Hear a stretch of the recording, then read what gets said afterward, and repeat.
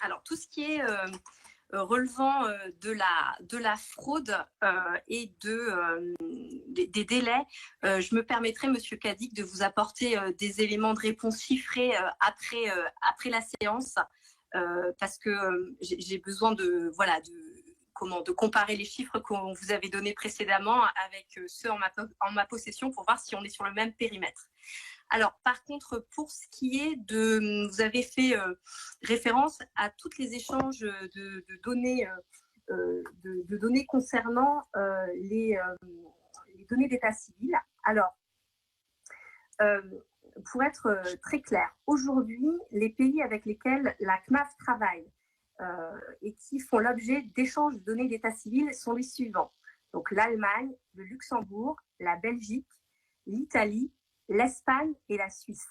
Donc, nous échangeons déjà des données d'état civil avec ces 6 pays-là.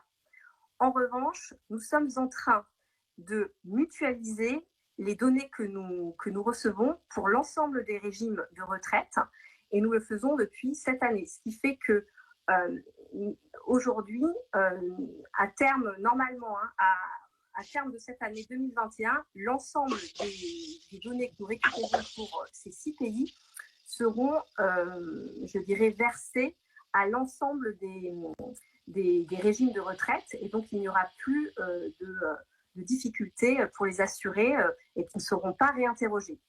Les 2 autres pays qui sont en cours d'examen sur ce sujet-là et qui sont des 2 pays européens que nous souhaiterions faire rentrer aussi dans ce dispositif d'échange de données d'état civil, ce sont donc le Portugal, qui est aussi un gros pays. Hein. On a 166 500 assurés là-bas, et puis les Pays-Bas. Donc là, on est en train de faire les tests qui sont en cours, et on devrait aboutir d'ici la fin de l'année à la connexion de ces 2 pays dans nos échanges de données d'état civil. Voilà pour les éléments qui concernent les échanges de données d'état civil, avec quand même la précaution qui est que lorsque nous mettons en place un échange de données d'état civil, nous pouvons échanger sur les personnes qui sont identifiées. C'est-à-dire qu'il faut qu'on fasse dialoguer un fichier informatique d'un pays étranger avec un fichier informatique français. Et on a un certain nombre de résidents qui ne sont pas reconnus, et ces résidents-là seront donc obligatoirement interrogés via le dispositif classique de certificat d'existence s'ils ne sont pas reconnus dans l'échange de données d'état civil. Donc il faut vraiment avoir en tête que ce n'est pas parce qu'on met en place un échange de données d'état civil, notre taux d'identification n'est jamais de 100%, et donc on aura toujours un reliquat de personnes qui seront, je dirais, interrogées dans le cadre de ces échanges, et malgré le fait qu'on ait automatisé au maximum les échanges et qu'on ait rendu transparent le dispositif pour les résidents. Voilà pour les échanges de données d'état civil. Je vais peut-être laisser la parole pour ce qui est de la reconnaissance faciale et des conventions de sécurité sociale en cours de négociation. Qui veut prendre la parole ? Madame Benardo. Je vais prendre la parole très brièvement, oui, sur les nouvelles conventions de sécurité sociale. Alors, d'abord, je vais vous donner une réponse affreusement administrative, qui est que donc nous avons déjà une quarantaine de conventions. Ces conventions, nous les faisons vivre. Nous créons des nouveaux formulaires. Il y a un certain nombre de demandes de renégociation, ce qui représente déjà une certaine quantité de travail pour des équipes qui sont ce qu'elles sont. Donc, il y a déjà ce sujet-là. Par ailleurs, nous sommes parfaitement conscient de la demande qu'il y a sur certains pays d'Océanie ou d'Extrême-Asie, qui sont des questions qui nous sont souvent posées, notamment sur l'Australie, puisque beaucoup de nos compatriotes sont attirés par ce beau pays. Et là, je me permettrai juste de vous faire une réponse, si vous me permettez, de bon sens, qui est que pour négocier, il faut être 2. C'est-à-dire que concrètement, il faut qu'il y ait une volonté partagée des 2 parties d'aboutir. Je ne suis absolument pas en train de dire que nos collègues australiens ne veulent pas aboutir, mais c'est vrai qu'une convention, c'est quelque chose qui, quelque part, va coûter de l'argent puisque c'est avantageux pour l'assuré. Donc, et bien sûr, c'est très intéressant pour l'assuré d'avoir une convention, sinon on n'en ferait pas. Mais ça veut dire aussi qu'il faut qu'il y ait un certain équilibre qui s'établisse. Et ça veut dire qu'il faut que aussi le pays qui est en face, qui est en face de nous ait également envie d'aboutir. Or, quand les échanges sont très équilibrés, comme dans le cas présent, il y a beaucoup plus de Français qui souhaitent partir en Australie que le contraire, il se peut que ce ne soit pas une priorité pour le pays. Voilà, donc c'est une réponse toute simple, mais qui recouvre quand même une réalité, et qui est qu'on n'a pas forcément du répondant ou une très grande urgence qui est ressentie de l'autre côté. Oui,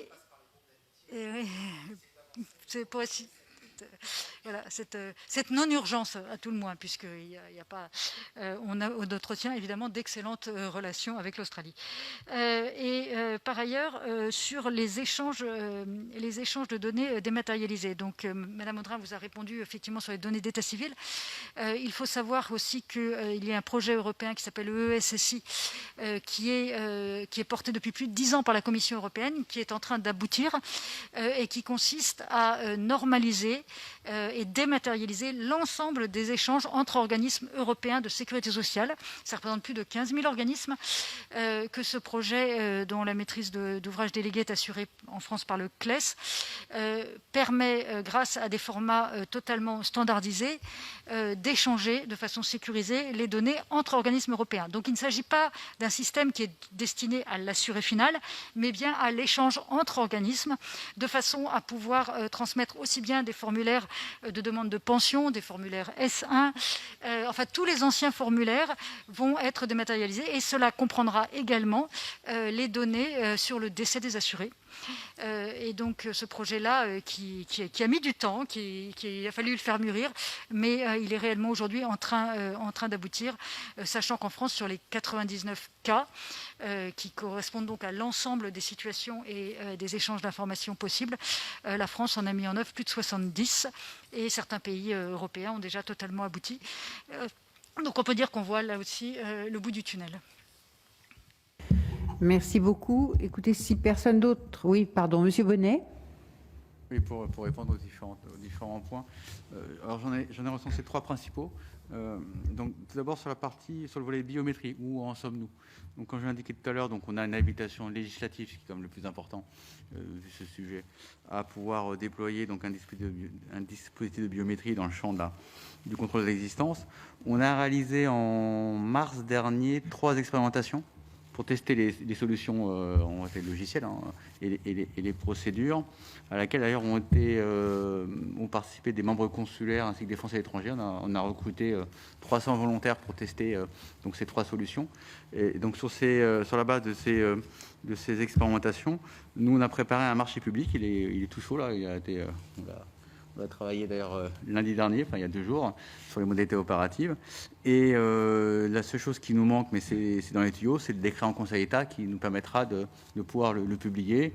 Et en termes de calendrier, le dispositif sera déployé, comme j'ai indiqué tout à l'heure, dans le premier semestre de 2022 ou plus tard. Enfin, on est prêt. On est prêt. On n'a plus qu'à publier le marché public dès lors qu'on a le décret qui nous permet de le publier, puisque l'un est corrélé à l'autre. En tout cas, le décret doit autoriser les modalités opératives du marché public. Donc, il ne faudra pas 4 ans pour arriver à déployer. C'est une histoire de un semestre, un gros semestre en tant que tel. Sur la partie rejet, alors effectivement, à la fois le fait d'avoir un nœud concentrateur permettra d'identifier les points de fragilité ou les points de dysfonctionnement. Mais déjà, même au préalable, aujourd'hui, depuis plusieurs mois, on avait mis en place un dispositif de récupération pour partie, de traitement pour partie de réclamation, pour identifier les points de fragilité. Et ce dispositif, outre de répondre aux problèmes des assurés, quand même l'intérêt premier, nous a permis également d'identifier des points problématiques qui d'ailleurs ont fait l'objet de plusieurs corrections depuis lors. Typiquement, un élément assez factuel, on s'est rendu compte que lorsqu'un dossier est rejeté, l'assuré reçoit soit un mailing informant du rejet, soit un courrier. Donc systématiquement, il est au courant. Là, je suis désolé, hein, c'est systématique. Et simplement, dans cette information qui est fournie à l'intéressé, on indiquait uniquement le rejet du certificat et le fait qu'il soit amené à en refournir un nouveau, et sans expliquer le motif du rejet. Parfois, il manquait juste une signature, ou plutôt un certificat a été dépassé les 3 mois qui sont autorisés, soit il était illisible, enfin des éléments très factuels, et qui, dans l'ensemble de cas, n'hésitaient pas de refaire une procédure auprès de l'autorité locale, mais juste donc de faire une signature de la part d'intéressés en tant que tel. Donc une nouvelle version qui sera mise en production le 7 juillet, je crois, le 20 juillet. Voilà. Le 20 juillet, la granularité, ça ne se dit pas, mais le motif précis sera indiqué dans la notification ou dans le courrier, pour que la personne puisse savoir ce qui a péché ou ce qui pose problème dans son certificat, pour éviter qu'elle soit effectivement perdue, qu'elle cherche du coup à contacter une plateforme téléphonique pour savoir pourquoi ça a été rejeté, et que l'opérateur ne puisse pas lui fournir la raison du rejet. Et là, on partait en boucle sur une opération un peu infinie d'itération. Donc, c'est une approche très, très pratico-pratique, mais qui est assez efficace. Autre exemple, on s'est rendu compte qu'un certain nombre de contrôleurs manuels n'appliquaient pas l'acceptation des certificats locaux japonais, par exemple. Bien qu'on ait donné la consigne de prendre de manière systématique les certificats japonais, parce que c'est les seuls qui sont fournis par l'État japonais, donc on ne va pas les inventer, on ne va pas demander une exigence qui est irréalisable en tant que telle. Et on s'est rendu compte que malgré plusieurs itérations, plusieurs rappels à la règle, certains agents ne validaient pas les certificats japonais. Donc on a fait une opération spécifique de rappel personnalisé sur la pleine application de la mesure. Donc voilà, d'ores et déjà, il y a un certain nombre de mesures qui ont été prises. Ça nous permettra d'avoir une vision en revanche globale de tous les points qui posent problème. Enfin, sur la partie lutte contre la fraude, 2 éléments, alors je ne vais pas vous répondre en valeur absolue, mais 2 éléments à avoir en tête. Le premier, c'est que fondamentalement, le dispositif de contrôle d'existence, il vise en premier lieu, alors pas uniquement, mais en premier lieu, à amener les intéressés à répondre, entre guillemets, s'ils sont morts ou vivants. Ça paraît un peu extraordinaire, mais si je prends quelques éléments statistiques, donc, on a donc par essence, on envoie 1,6 million de certificats par an. Au bout de 3 mois, qui correspond au délai qui est alloué pour répondre, dans 85% des cas, on a une réponse. C'est-à-dire qu'il y a 15% des cas où on n'a pas de réponse. Quand vous laissez passer quelques mois, entre guillemets, c'est 15 points. Bon, c'est une moyenne, hein. Ça varie tous les mois, mais c'est à peu près ça. Vous avez la moitié qui ne répondent jamais. Et l'autre moitié qui répondent avec retard. Ce qui veut dire que le premier intérêt du certificat, c'est d'amener les personnes, alors c'est pas seulement des fraudeurs, hein, ça peut être des familles qui simplement on ne connaissent pas, soit pas la procédure, soit n'ont pas conscience qu'il faut déclarer le décès à la caisse originelle, enfin à la caisse payeur. C'est pas seulement des fraudeurs, hein, ça peut être, il y en a un peu quand même dans le paquet, mais c'est pas systématiquement le cas. Donc le premier intérêt entre guillemets du contrôle d'existence, c'est d'amener donc les familles, en l'absence entre guillemets de déclaration spontanée, à ne pas réagir. C'est un peu surprenant comme approche, mais et dans 7% des cas, on apprend du coup le décès par la non-réponse. Donc quand vous prenez 7% sur 1,6 million, ça fait du monde quand même, au global tous les ans. Et après, effectivement, on a les 7 autres pourcents qui sont liés à des personnes qui répondent plus tard, pour différentes raisons. Soit effectivement, ils ont fait la procédure de manière plus longue, soit le délai postal il a été problématique, enfin, il a été très long, et du coup, ça a pris du retard. Et leur pension, du coup, est réenclenchée, mais après, effectivement, une itération. Et ça, on connaît à force, on connaît à peu près les pays pour lesquels les délais de retour sont structurellement importants. On a une classification, on a le top 5, les 5 pays pour lesquels on est sur des taux de retour qui sont structurellement mauvais en pourcentage. Alors, je n'ai plus l'ordre en tête, mais vous avez en gros Israël, États-Unis, Mali, Mauritanie et Turquie. C'est le top 5. Vous savez qu'en gros, dans le meilleur des cas, de mémoire, on est sur un taux de retour à date à hauteur de 60%. C'est-à-dire qu'il y a 40% des personnes qui n'auront pas soit pu, soit fait la procédure dans les temps. qui sont proposés.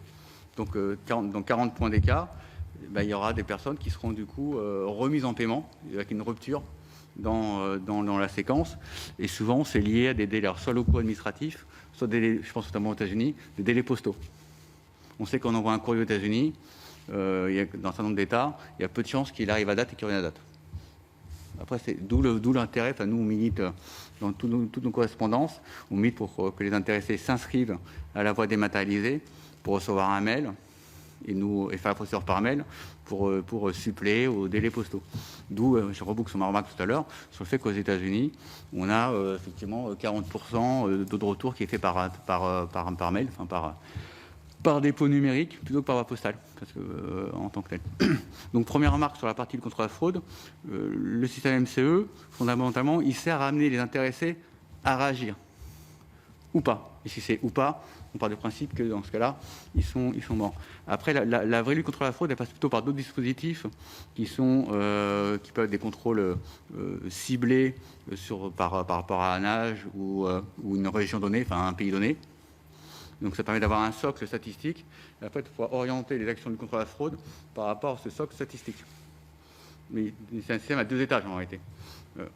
Également, un point à avoir en tête, alors ce qui peut expliquer après un certain nombre de réclamations de personnes, quand le délai de réponse est très long, automatiquement, il y a des warnings qui s'allument. Donc si vous mettez 6 mois, si le retraité il met 6 mois, 8 mois, 9 mois pour répondre, son dossier passe en mode suspect. Et là, il a droit, effectivement, ce qui est logique, ce qui est légitime, à une demande de pièces complémentaires pour vérifier que ce n'est pas un fraudeur qui cherche à usurper son identité ou la famille qui cherche à maintenir le paiement. Donc là, il a droit, effectivement, à une palanquée de pièces justificatives complémentaires, état civil et autres. Et lorsque vraiment le délai est très long, et ce qui arrive d'une manière relativement régulière, parfois, on a des personnes qui réagissent 1 an après l'envoi du courrier, enfin l'envoi du certificat, ce qui paraît énorme, mais c'est pas rarissime. Donc là, systématiquement, le dossier il est bloqué, mais alors bloqué de chez bloqué, et là il a droit à un contrôle assez complet et assez conséquent avant une remise en paiement, parce que là c'est un peu de warning, c'est le tableau il est allumé là. Donc voilà, donc il y a une graduation qui peut expliquer dans un certain nombre de cas le fait que les intéressés aient du mal à avoir une remise en paiement, parce que vraiment le délai qui a été imparti était très très long. Et en revanche, quand il y a une remise en paiement, il y a bien sûr une rétroactivité, un rappel du versement des pensions. Donc si une remise en paiement 1 an plus tard, mais qui est justifiée, il y a un rappel d'1 an de pension. Mais avant que le comptable il remette en paiement, il fait quand même attention. Parce que fondamentalement, ce que j'ai indiqué tout à l'heure, le dispositif il est là pour vérifier l'effectif de l'existence. Il n'est pas là pour... il n'est pas là pour faciliter la vie de l'intéressé, parce que si c'était pour ça, on ne ferait aucun contrôle, on ne ferait pas de certificat d'existence.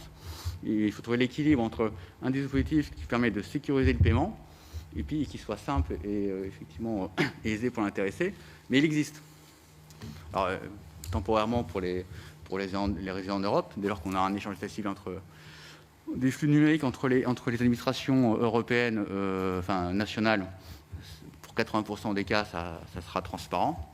Il y aura probablement 20% ou 30% de cas qui ne seront pas trouvés, donc ils resteront dans les dispositifs traditionnels.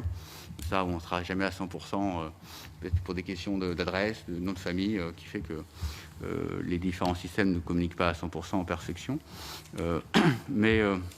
Voilà, donc ayez en tête que le système de contrôle d'existence est un système de plusieurs niveaux qui s'inscrit dans un système de contrôle à la fraude. Mais ce n'est pas le seul niveau. Il sert surtout à amener les intéressés à déclarer. Et c'est la non-déclaration qui fait le principal filtre, sans que ce soit la fraude dans l'absolu. Le problème quand même, c'est qu'il y a aussi des difficultés qui viennent de nos systèmes, je ne vais pas dire vos systèmes, puisqu'il y a des problèmes parfois qui sont liés avec des dates de naissance qui ont changé, sans que la personne comprenne pourquoi sa date de naissance a changé. Surtout si on ne lui a pas demandé. J'ai eu des cas comme ça, ou des localisations, des adresses et tout ça. On a aussi des problèmes qui sont liés à vos systèmes et à des fausses manips qui peuvent arriver aussi et qu'on peut comprendre. Mais n'ayant pas de statistiques pour nous sur ces dysfonctionnements, mais on est amené à intervenir sur des problèmes, des vraies difficultés. Et j'en passe pour remercier. D'ailleurs, chaque fois qu'on a à contacter vos services, l'écoute et l'accueil. Moi, j'ai jamais eu de problème avec l'accueil quand j'ai eu à vous solliciter. Et c'est important, ça rassure d'ailleurs. Mais les gens se disent, on est obligé de passer par le Parlement. Ça veut dire qu'il y a bien un vrai problème de fonctionnement. Donc, et c'est intéressant d'ailleurs parce que souvent avec vos services, on nous dit, je comprends pas, cette personne pour moi, elle était morte. Bah, évidemment, on comprend que ça risque pas d'arriver derrière la retraite. Donc mais ça, la personne quand elle est, on parle du Maroc, je veux dire en Asie, tout ça, il se sent complètement perdu. Lui, tout ce qu'il voit, c'est que sa pension n'arrive plus. Donc c'est vraiment important qu'on sache statistiquement combien, qu'on puisse analyser les raisons. Vous voyez, les gens qui sont soi-disant décédés mais qui ne le sont pas, et ainsi de suite, parce que sinon, on aura du mal à évaluer vos progrès. Voilà. Et parce que ce qui est important pour la personne qui est ici, au Japon, c'est que si jamais ça ne fonctionne pas aujourd'hui, c'est qu'il ait le sentiment quand même que demain, ça va fonctionner. S'il n'a pas le sentiment que ça va pouvoir s'améliorer, alors là, pour tout le monde, c'est la cata. Voilà.